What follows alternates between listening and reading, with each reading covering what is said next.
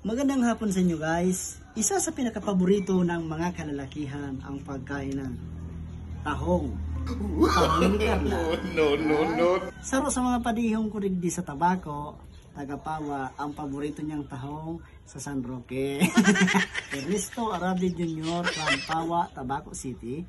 So mahilingan inindo na kulo na rikorong. So hali ni San Carlos, Tabaco City. Unan kadakul kaya no. So inan ari kurong niya, so hunan laman niya.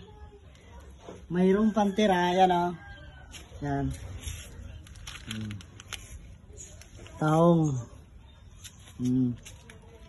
Ito yung tahong na dapat kung gusto mong bumuka dapat pinapainitan kaya sinasalang sa apoy. Siyempre walang tahong na bumubuka kundi mo painitin. Diba?